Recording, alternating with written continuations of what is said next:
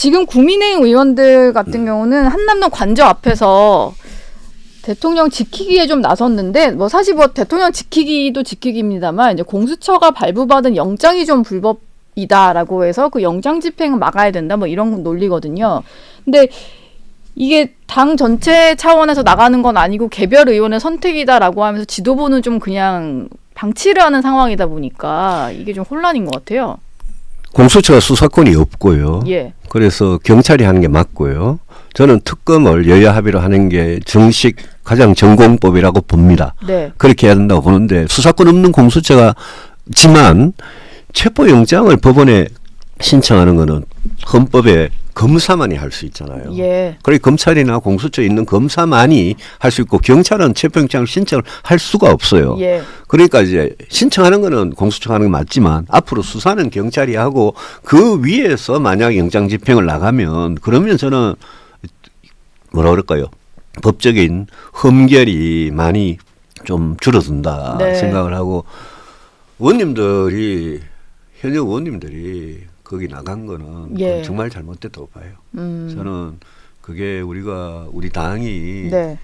윤석열 대통령이 계엄과 내란 혐의에서 저는 실패한 내란이라고 봅니다. 혐의가 있는 건 사실이잖아요. 네. 죄를 지은 건 사실이거든요. 아주 중한 죄를. 근데 그거를 체포영장도 어쨌든 흠결이 뭐 좀 있다 하더라도 어쨌든 법원이 발부한 거잖아요. 그럼 그거마저 만약 불응을 해버리면 이건 뭐 어떻게 하냐. 예. 그러니까 그걸 막겠다고 간 의원님들이 저는 국민들이 이걸 어떻게 볼까. 그래서 제가 뭐 그 이야기를 합니다만은 야, 우리 국민 다수가 어느 진영에 매몰되지 않고 무조건 지지 안 하고 그냥 이렇게 있는 중간에 국민 다수가 계시는데 네. 상식을 가지신 예. 그런 분들 눈에 국민의힘은 뭐 정광훈 목사가 하는 그 구당 이렇게 보일까봐 예. 또 대부분이 영남 의원들이에요. 네. 영남 의원들 아직 뭐 총선도 한참 남았고 뭐 영남당 우리가 영남당으로 쪼그라드는 걸 제일 경계해야 되는데 네. 그렇게 보일까봐 그거는 저는 간 거는 잘못 간 것 같아요. 예. 앞으로도 계속 가겠다라고 하다 보니까 이게 점점 이제 정광훈 목사 쪽 집회와 구분이 될 건지가 좀 걱정됩니다. 그래서요. 예. 그래서 제가 뭐 이게 뭐 정광훈 목사다가고 무슨 합당을 하는 거냐, 자매 결연을 하는 거냐 이런 오해가 국민들 눈에 그냥 직관적으로 보인단 말입니다. 예. 그 우리 당이 진짜 이렇게 영토를 넓혀가는 그런 정통 보수, 건전한 보수 정당이 되려면 예. 일부 뭐 극우적인 그런 목소리 하는 뭐 정광훈 목사는 그런 분들 계시겠죠. 네. 언론의 자유가 있으니까 예. 표현의 자유가 있으니까. 다만 우리 당은 대한민국에서 보수를 대표하는 정당인데 네. 왜 우리 스스로 그렇게 쪼그라들어 가지고 극우당하고 같이 해가지고 우리 스스로 그냥 극우당, 영남당 이 이미지로 가느냐. 이거는 그렇게 가면 앞으로 총선이고 대선이고 이거는 선거 때마다 판판이 죽는다. 우리 예. 진다. 수도권에서 네. 수도권 민심을 못 잡으면 안 되는 거거든요. 수도권 중도층, 청년층 민심을 잡을 생각을 해야죠. 그거는 예. 뭐 전략이라는 말을 별로 안 좋아합니다만은 전략이라는 차원에서 봐도 그건 말이 안 되는 겁니다. 지금 박근혜 당시 대통령 탄핵 사태 때랑 좀 비교를 해서 보는 것들은 좀 있는 것 같아요. 특히 또 지금 국민의힘 의원들의 행동이 그 당시에는 뭐 분당이라는 사태도 겪었고 뭐 그런 트라우마 때문이다 이런 분석들도 있는데 그때는 어찌 보면은 이제 분당은 됐지만 그 이후의 절차는 조금 질서 있게는 진행이 됐던 것 같아요. 그렇죠. 대통령도 절차에 다 응했었고. 그렇죠. 근데 지금은 좀 당 내부에서도 정돈이 안 되고 그냥 혼돈인 것 같거든요. 맞아요. 왜 뭐가 다른 겁니까? 그때랑 지금이. 그때는 지금은 다른 건 많아요.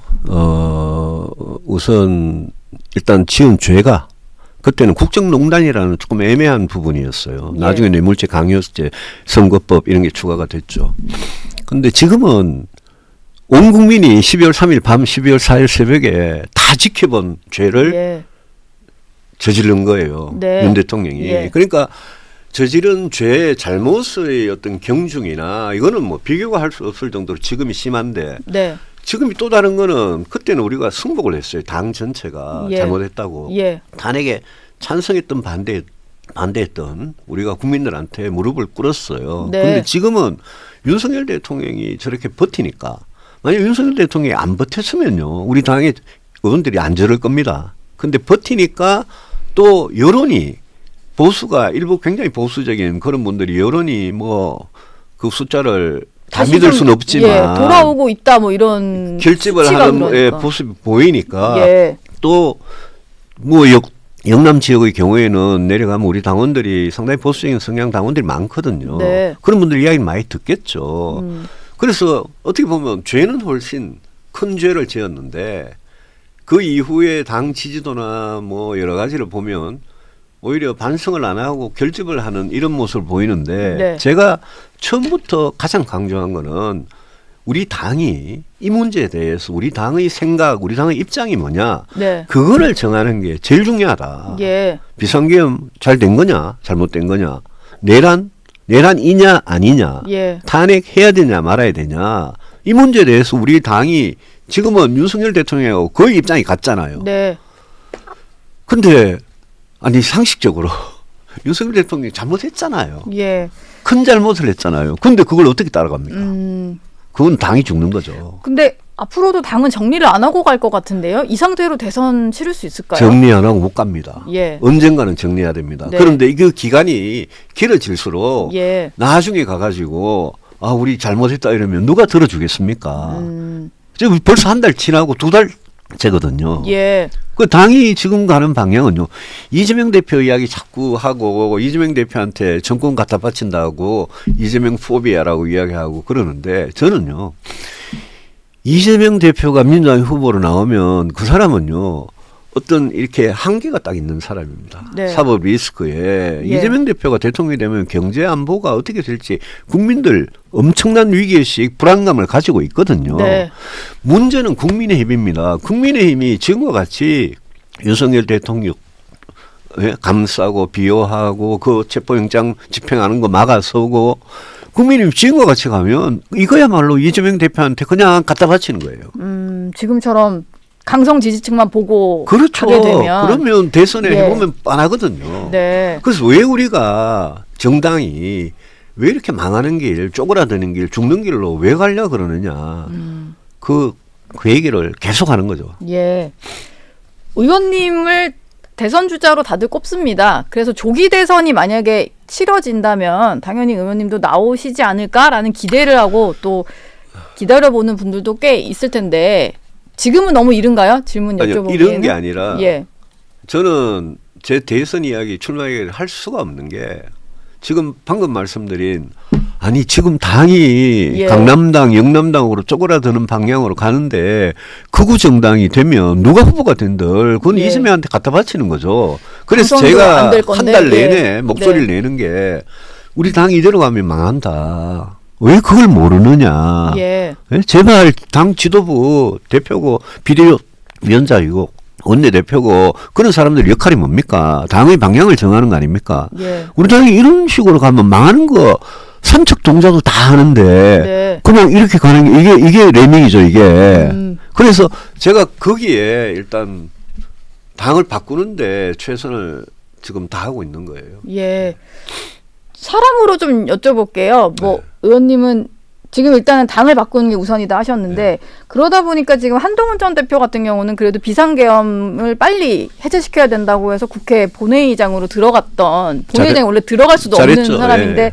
그러다 보니까 지금 이 상황에서는 뭔가 이제 수습이 다 된 이후에는 그래도 한동훈 전 대표 같은 사람이 다시 국민들이 원하는 사람이 될 수 있다. 이런 해석을 뭐 친한계에서는 하거든요. 이제 의원님 보시기에는 어때요? 좀 공감을 아니, 저는 하시나요? 뭐 나중에 네. 이게 다 정리가 되고 만약 탄핵이 인용이 돼가지고 조기 대선을 치르게 되면 저는 늘 뭐 선거에 임하는 저의 입장은 우리 당은 스펙트럼이 상당히 넓어야 된다. 예. 아주 뭐 이렇게 보수적인 사람부터 중도 보수까지 우리는 굉장히 넓게 스펙트럼을 가져야 되고 그게 보수의 영토를 넓히는 거고 거기에 대표하는 사람들이 지도자급 사람들이 여러 명 있으면 저는 예. 다 나오라. 다 나와서 치열하게 경쟁을 해야 된다. 예. 다만 우리가요. 후보를 뽑을 때 당원들만 쳐다보는 뭐 나중에 경선 룰로 고쳐야 되겠지만 그런 식의 경선을 하면요, 그거는 아마 안 될 겁니다. 네. 그거는 우리가 지금 국민의힘이 제일 약한 게 당심이 아니라 민심이잖아요. 예. 이번 사태 이후에 네. 민심에서 지금 우리가 완전히 버림을 받고 있는 거잖아요. 네. 지금 나오는 보수 결집의 당 지지도가 올라간다. 그거 가지고 좋아하면 정치 진짜 안 해본 바보죠. 그거는. 예. 그거는 정치 본질이 본질은 대화 말인데요. 이제 거기에 갇히면 그냥 갇히죠. 거기서 끝나니까. 그건 예. 어째 철장에 우리 딱 갇히는 거예요. 그게 뭐 보수가 우리 유권자의 3분의 1이다. 그중에 탄핵 반대하는 뭐 보수가 또 반이다. 이러면 우리는 한 15% 20%에 갇히는 거예요. 네. 그래서 그런 식으로 가면 안 되고 네. 넓히되 나중에 대선 이야기를 할 때가 되면 좋은 후보 한동훈 대표 전 대표를 포함해서 좋은 분들 다 나오죠. 지금은 뭐 홍준표 시장 혼자 그냥 손들고 저러지만 예. 예? 그거는 저는 우리가 당의 변화에 대해서 이야기 안 하고 네. 당의 어떤 사과 반성에 대해서 이야기 안 하고 무슨 조기 대선 이야기를 할 수 있겠느냐라는 게 제 입장이라서 네. 그리고 굳이 뭐 대선에 대해서 물어보신다면 저는 모든 후보 다 나와라. 예, 모든 후보 그런 다 나와라. 생각입니다. 예. 이재명 대표만 우뚝 서 있는 민주당보다는 모든 후보가 다 나오는 국민의힘이 더 저는요 예. 간단히 말씀드리면 이번 사태에 대해서 철저하게 반성하고 새로운 보수의 길을 갈 것을 국민들 앞에 우리가 진짜 맹세를 하고 그러고 나서 우리 뭐 잠재적인 후보들 다 와서 치열하게 경쟁을 하면서 예. 민심을 존중하면서 치열하게 경쟁을 하면 그러면요 이재명 대표 뭐가 무섭습니까? 예. 상식적인 상식을 갖고 있는 그런 국민들이라면 이재명 대표가 그동안 해왔던 말 정책 이런 것들 있지 않습니까? 네. 경제 맨날 기본소득 한다고 그러고요. 안보 한미일 이 안보 협력에 대해서 뭐라 그랬습니까? 미국에 대해서 뭐라 그랬습니까? 중국에 대해서는 맨날 쉐쉐하면 된다 그러고 예. 이런 게 하지 그 양반이 이제까지 걸어온 길이 있거든요. 네. 사람은 안 바뀝니다. 그런 이재명 대표가 저는 제일 약체라고 보는 거죠. 오히려 예. 사법 리스크도 뭐 무지 많고 도덕적으로 또 문제 있고 정책도 문제 있고 철학도 문제 있는 그런 후보가 이재명 대표가 민주당 후보가 되면 오히려 해볼 만하죠. 근데 오히려 위험한 거는 민주당에서 이재명 대표가 뭔가 법원 뭐 판결이나 이런 걸로 아웃이 돼가지고 예. 민주당에서요 우리가 예상하지 못했던 그런 좀 중도 진보적인 인물 깨끗하면서 예. 정책 능력과 국정 철학에 있어 보이는 그런 후보가 만약 나오면 그거는 오히려 더 어렵다. 우리한테는 예. 진짜 위험한 거예요. 왜냐하면 지금 계엄 사태 이것만 하더라도 예. 우리가 굉장히 안 좋잖아요. 네. 불리하잖아요. 예. 그런 생각이 들어요.